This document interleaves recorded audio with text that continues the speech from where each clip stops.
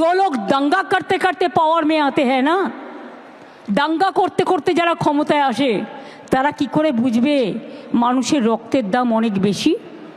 এরা বোঝে না। তাই ওদের বোঝাতে গেলে মনে রাখবেন কাউকে কাউকে লড়াই করবার শক্তি দিতে হয়। আপনারা নিজেরা চুপ থাকুন।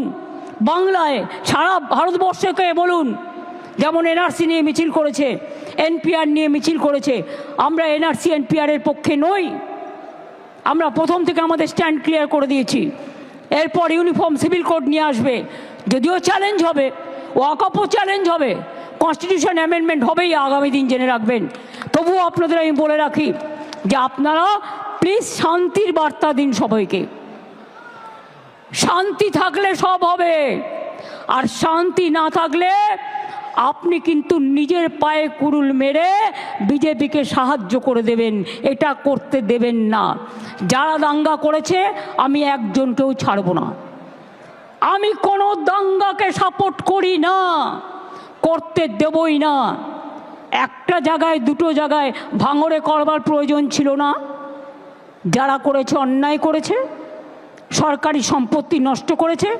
একটা গাড়ি কিনতে 40 লাখ টাকা লাগে, গাড়ির পর গাড়ি জ্বালিয়ে দিচ্ছে, পুড়িয়ে দিচ্ছে। What is this? কেন হবে এগুলো? আমি অনেক ভিডিও দেখেছি, লোকাল লোকেরা আমায় পাঠিয়েছে, বলছে আমরা হিন্দু মুসলিম একসাথে থাকি, বাইরে থেকে বিএসএফের মতো ড্রেস পরে চলে এসছে, পায়ে জুতো না পরে নন্দীগ্রাম কায়দায়। আসল ঘটনা কি তদন্ত করে দেখব। এসব ঘটনাও অনেক হয়েছে। কাজে আপনারা নিশ্চিন্তে থাকুন। লড়াইটা আপনাদের নয়, লড়াইটা আমাদের সংবিধান রক্ষার, লড়াইটা আমাদের দেশ রক্ষার, লড়াইটা আমাদের মানবিকতার পক্ষে, লড়াইটা আমাদের শান্তির পক্ষে, লড়াইটা আমাদের সংহতির পক্ষে। অল ইমাম অ্যাসোসিয়েশনকে বলবো একসাথে কাজ করতে।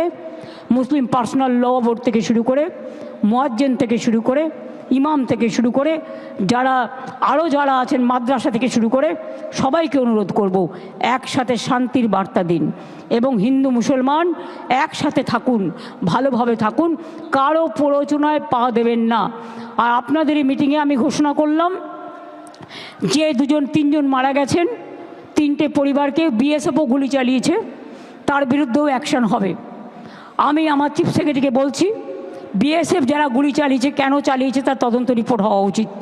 শীতলকুচিতেও গুলি চালিয়ে এরা 4 জনকে মেরেছিল। আমি বলবো যারা মারা গিয়েছে, আমি কোনো সম্প্রদায় হিসেবে দেখি না, মানুষ হিসেবে দেখি। তাদের প্রত্যেককে আমাদের সরকার 10 লাখ টাকা করে পরিবারকে সাহায্য করবে।